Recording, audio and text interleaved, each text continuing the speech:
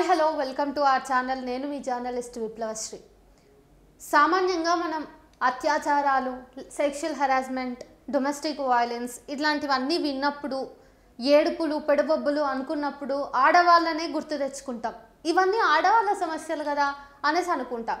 అసలు నాకు అర్థం కాని విషయం ఏంటంటే చాలామంది మెదళ్లలో ఉన్న అపోహ ఏంటంటే అత్యాచారాలు ఇవన్నింటికి కూడా మహిళ మాత్రమే బ్రాండ్ అంబాసిడర్, బాధితులు మహిళలే అయి ఉంటారు అని అనుకుంటారు. కానీ కాదు. నిజానికి ఏ వ్యక్తి మీదైనా అత్యాచారం జరగవచ్చు. దీనికి సంబంధించి ఇప్పటివరకు చాలానే కేసులు నమోదయ్యాయి, వెలుగులోకి వచ్చాయి. కానీ అది మనం అంతగా పట్టించుకోము. ఒక మగవాడు అత్యాచారానికి గురయ్యాడు లేదా ఒక చిన్న మగపిల్లాడు అత్యాచారానికి గురయ్యాడు అంటే ఆ వ్యక్తి ఆ విషయాన్ని బయటకి చెప్పడానికి కూడా ధైర్యం చూపించలేకపోవచ్చు, లేదంటే ఆ విషయంలో అతను న్యాయాన్ని పొందడానికి కూడా ధైర్యాన్ని చూపించలేకపోవచ్చు. ఎందుకంటే మన సొసైటీనే అట్లా కండిషన్ చేయబడి ఉంది. మగవాడు వాడికేంట్రా, మగాడు ఎందుకు ఏడుస్తాడు, వాడు ఏడవడు, వాడికి ఏ పని ఉండదు, వాడు కేవలం బయట పనిచేసి కుటుంబాన్ని పోషిస్తే చాలు అని చెప్పేసి చాలా సోఫిస్టికేటెడ్ లైఫ్ లాగా ఒక అపోహని క్రియేట్ చేసి మగాడికి కొన్ని నిర్దిష్ట పనులు ఇచ్చేసి ఇంటికి చాలా దూరంగా విసిరేయటమే కాకుండా ఎమోషన్స్కి, ముఖ్యంగా ఒక మగవాడు ఒక ఇంట్లో ఒక తండ్రి బిడ్డల మీద ప్రేమను చూపించాలంటే కూడా ఆలోచిస్తాడు. నేను ప్రేమను చూపించొద్దు, నేను ప్రేమను చూపిస్తే వాళ్ళు నన్ను చూసి భయపడరు అని చెప్పేసి ఒక తండ్రి భావిస్తాడు. వాళ్ళకి దుఃఖం వచ్చినా, మగవారికి కష్టాలు వచ్చినా చెప్పుకోరు వాళ్ళు.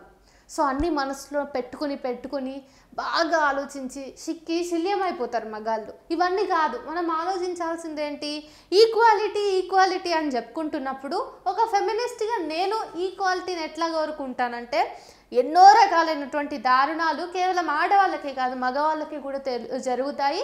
సో వాళ్ళకి కూడా మనం న్యాయం తీసుకురావాలి, వాళ్ళ న్యాయం కోసం కూడా మనం పోరాటం చేయాలి. అంతేకాకుండా మగవాళ్ళకి కూడా భావోద్వేగాలు ఉంటాయి. వాళ్ళకి ఒకటి నచ్చినప్పుడు నచ్చింది అని చెప్పుకోగలగాలి. ఒక విషయంలో బాధేసినప్పుడు వాళ్ళకి మనం భుజాన్ని ఇచ్చి వాళ్ళకు ఓదార్పునివ్వాలి. ఇట్లా చాలా విషయాల్లో మగవాళ్ళు ఎన్నో రకాలైనటువంటి వేదనల్ని కడుపులో దాచుకుంటున్నారు. వాళ్ళందరికీ కూడా మనము ఒక హీల్ అవ్వాలి అంతే. అయితే ఇక్కడ ఒక వార్త ఉంది. దారుణ ఘటన, 15 ఏళ్ల బాలుడిపై 3 స్నేహితుల లైంగిక దాడి.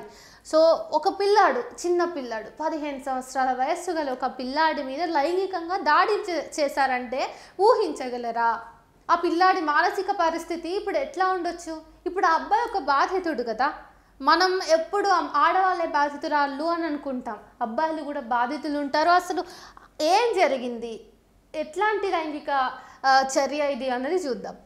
మైనర్ బాలుడిపై తన స్నేహితులే లైంగిక దాడి, సెక్షువల్లీ అసాల్టెడ్కి పాల్పడ్డ దారుణ ఘటన ఉత్తరప్రదేశ్లో జరిగింది. ఘటన ప్రకారం రుద్రాపూర్ పోలీస్ స్టేషన్ పరిధిలోని ఓ గ్రామంలో 15 ఏళ్ల మైనర్ బాలుడిని తన 3 స్నేహితులు పని పేరుతో ముంబై తీసుకెళ్లారు. చూడండి, ఒక 15 ఏళ్ల కుర్రాడిని పని పేరు చెప్పేసి వేరే ఊరికి తీసుకెళ్ళిన తర్వాత ఆ అబ్బాయికి మత్తుమంది ఇచ్చేసి, ఇది నోట్ చేసుకోండి, మత్తుమంది ఇచ్చేసి అక్కడికక్కడనే అతన్ని రేప్ చేసేసిర్రు.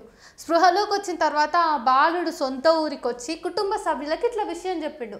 ఇట్లా ఫలానా నేను అత్యాచారానికి గురైనా, నా 3 ఫ్రెండ్సే తీసుకెళ్ళి నన్ను రేప్ చేసిండ్రు అని చెప్తే ఫ్యామిలీ మెంబర్స్ ఆ అబ్బాయిని హాస్పిటల్కి తీసుకెళ్ళిండ్రు. కానీ ఇప్పుడు ఆ అబ్బాయి పరిస్థితి చాలా విషమంగా ఉంది. ఆ బాలుడు చెప్తున్న దాని ప్రకారం చూసుకుంటే 3 వ్యక్తులు తనను అత్యాచారం చేశారు అని చెప్తున్నాడు. కానీ డాక్టర్స్ 2 చేశారు అనేసి నిర్ధారణ చేశారు. అయితే ఇక్కడ ఇంకో విషయం ఏంటంటే, ఎవరైతే ఈ అబ్బాయి ఉన్నాడో ఈ అబ్బాయి మైనర్, ఈ అబ్బాయిని అత్యాచారం చేశాడని చెప్తున్నటువంటి 3 కూడా అబ్బాయిలే. అందులో 2 మేజర్లు అయితే ఒక అబ్బాయి అందులో కూడా మైనరే. సో మైనర్ పిల్లలు బాధితులే. ఇక్కడ మైనర్ పిల్లగాడు కూడా ఒక అబ్బాయి బాధ్యుడు. మైనర్ పిల్లలు, చిన్న పిల్లలు మన కళ్ళ ముందే పెరిగినారు అని లైట్ తీసుకుంటాం. కానీ చిన్న పిల్లలైనా కానీ వాళ్ళు ఏం చేస్తున్నారు, ఎట్లాంటి వెబ్సైట్స్ చూస్తున్నారు, యాక్సిడెంటల్గా అయినా సరే మగవాడి పైన కన్నేసి ఉంచడం అనేది కూడా అవసరము. అది వాళ్ళ భవిష్యత్తు కోసమే. ఏదో మన పిల్లలు రేపటి నాడు ఏ ఆడపిల్లకు కష్టం తీసుకొస్తాడు, ఏ ఆడపిల్లను హెరాస్ చేస్తాడనే కాదు, మగపిల్లలు కూడా ఇంట్లో ఉన్నప్పుడు జాగ్రత్తగా వాళ్ళని కనిపెట్టకపోతే వాళ్ళ భవిష్యత్తే ప్రమాదంలో పడేటటువంటి అవకాశం ఉంటుంది. సో ఈ విషయంలో ఏం చెప్పాలి, మనం అంతా ఏం నేర్చుకోవాలంటే, మన ఇంట్లో ఒక అమ్మాయి ఉందంటే అమ్మాయి ఏడికి పోతుంది, ఎవరితో తిరుగుతుంది, ఫోన్లో ఏం చూస్తుంది, ఏం వాడుతుంది, ఎవరితో టచ్లో ఉంటుంది, ఎవరితో ఎక్కువగా ఇంటరాక్ట్ అవుతుంది, ఇవన్నీ గమనిస్తాం, ఇవన్నీ కనిపెడతాం. ఒక డేగ కన్నేసి నిఘా చేస్తాం కదా, అదంతా కూడా అందులో కనీసం ఒక పావు వంతు మనం మగపిల్లల మీద పెట్టినా కానీ ఈ కాలంలో చాలా వరకు సూసైడ్స్ని అరికట్టవచ్చు, ఇట్లాంటి సెక్షువల్ హెరాస్మెంట్స్ని అరికట్టవచ్చు. అంతేకాకుండా ఈ మధ్య కాలంలో మగపిల్లలు అత్యంత ఎక్కువ మొత్తంలో లోన్ యాప్స్కి అడిక్ట్ అవుతున్నారు. గేమ్స్ ఆడటానికి ఫోన్లోనే యాప్లు చిన్న చిన్న ఐడి కార్డ్స్ పెడితే, కాలేజ్ ఐడి కార్డు పెడితే స్టూడెంట్ లోన్స్ ఇచ్చే యాప్స్ ఉన్నాయి ఈరోజు. సో అట్లాంటి యాప్ల్లో అప్పు తీసుకొని బెట్టింగ్ చేస్తున్నారు, నానా రకాలైనటువంటి జూదం ఆడుతూ ఉన్నారు చిన్న చిన్న పిల్లలే.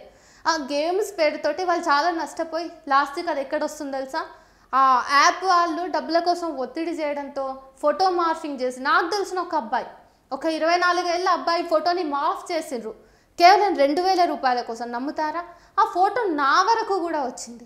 వాళ్ళ అమ్మ వాళ్ళ గురించి, వాడి గురించి ఫోటోలు మార్ఫింగ్ చేయటం, దారుణమైనటువంటి బూత్ మెసేజ్లతోటి కాంటాక్ట్లో ఉన్న వాళ్ళందరికీ పంపించడం, ఇట్లాంటి తీవ్రమైనటువంటి టార్చర్ని చూపిస్తూ పిల్లలు ఏదో ఒకటి చేసి డబ్బులు కట్టేలాగా ఆ యాప్స్ పనిచేస్తున్నాయి. కానీ ఇక్కడ చిన్న చిన్న మగపిల్లలు చాలా వేదనకు గురై ఆత్మహత్యల దాకా పోతున్నారు. కాబట్టి అమ్మాయా అబ్బాయా అని కాదు, కాలం బాగాలేదు, పరిస్థితులు బాగాలేవు, అప్డేటెడ్గా ఉన్నటువంటి ఈ సోకాల్డ్ టెక్నాలజీ వల్లనే చాలా వరకు ప్రమాదాలు పొంచి ఉంటున్నాయి. కాబట్టి మన పిల్లలని ప్రేమిద్దాం, మన పిల్లల మీద ఒక కన్నేసి ఉంచుదాం చాలా హెల్దీ వేలో.